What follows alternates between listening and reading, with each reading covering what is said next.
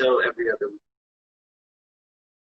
But we are going to try and bring fully charged cell phones so we can keep that going and have some outdoor space with the Instagram feed. So every time we're going to keep trying to do it at the same way that we're doing now, except that we will have the show going on. It's a little bit hard because it does drain your battery, as you know, with the cell phones and everything. So we have a request to join, and then we also have Lasara, who asked to join a little while ago. Yeah. What's the request to join? Coach John. Oh, yeah. Yes.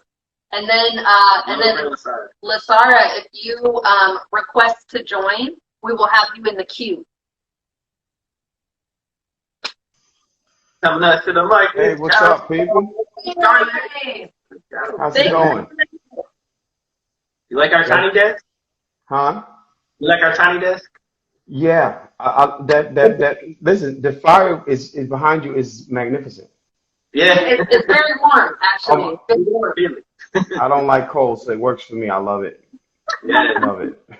We tried to get a bookshelf on the TV, and that didn't work out. So, I mean, the DVDs kind of look like books from far away. Yeah, it looks like books from here, so it works. Don't tell anybody it's not books. Yeah. Let's go with it. All the same size book. Yeah, all the same size. I got a new piece that I kind of just threw together, and I just kind of want to see what it feels like. I want to test the waters with it. Nice. You stay with the new stuff. I love it. Yeah, I try to write as much as possible. So we'll see if this works, and if it doesn't, we'll edit. Please do. Please. Okay. My father reads Arabic fluently. He also speaks Spanish and street lingo as easy as blinking an eye. And I've wondered why this very thing was never embraced. Why at the age of 13, he introduced himself to a crutch that would hold him in the same position even into his adult age. You see, my father was a prize fighter. Yet even in his glory days, both he and I share the same story. We both grew up without our dads. And our mothers did the very best they could to fill those empty spaces with manhood and masculinity. But in all reality, here is where most men fall short. Society tells us to man up, to face our fears one by one, aim directly, stand firmly, shoot for the stars, don't miss, try again. If you fall, you should get down, but you should never shed a tear, because that, my friend, is not manlike. So explain to me this feeling when it builds up inside, bringing a quivering jawbone and watery eyes. How is this not manlike?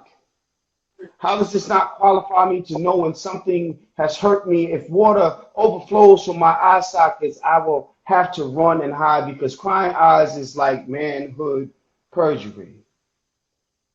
The first time I saw my dad cry, it felt fatal.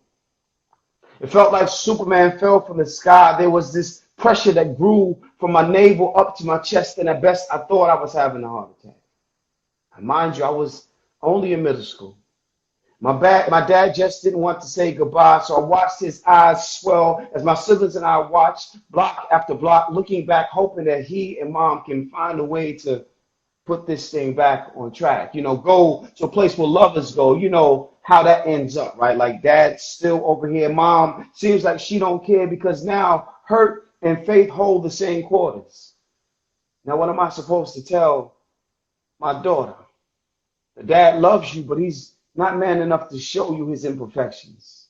That your daddy is a big man who's ashamed to cry in public, but I'm still here for your protection. The first time my daughter saw me cry, it felt fatal. My tears brought my weakness to the surface. The perfect image I planned for her fell short according to what society standards says. And granted, I already knew I wasn't perfect. But I was just trying to encourage the man in me so that I can take it, man up. And the first time I allowed myself to cry, it felt amazing.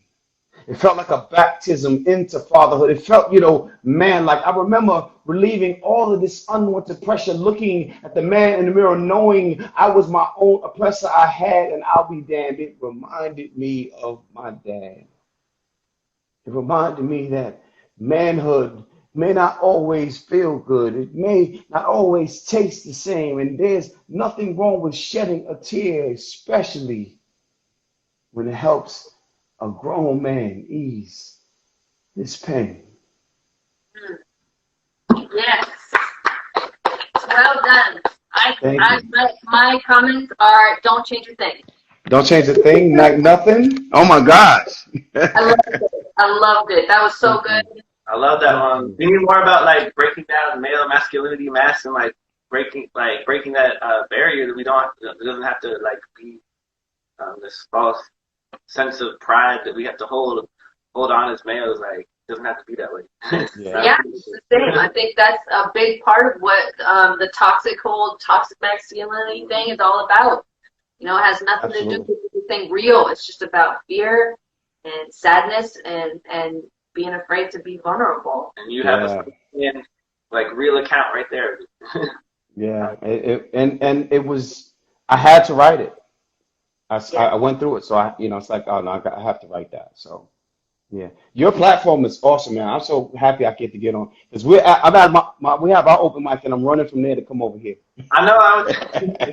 Thank you so much for coming out. I'm glad that you are out here. Every time you read, it really touches me very deeply. Thank Jeff, you. when the world's back open, like I'm reaching out to you first thing to come to theater. That's awesome, man. I'm ready, man. I'd love to come. I would love to come. Yes, we need you to come out and feature. Awesome. We'll make it happen. That's right. I know. Everybody's gonna be like, "Oh, I heard this song already." I'll come with all new stuff. Nice, awesome. And books to sell and all of that. Great stuff. Definitely. Yeah. Thank you so much for the platform. Thank you. Thank you, Thanks for coming out. Have a great night. All right. Take care.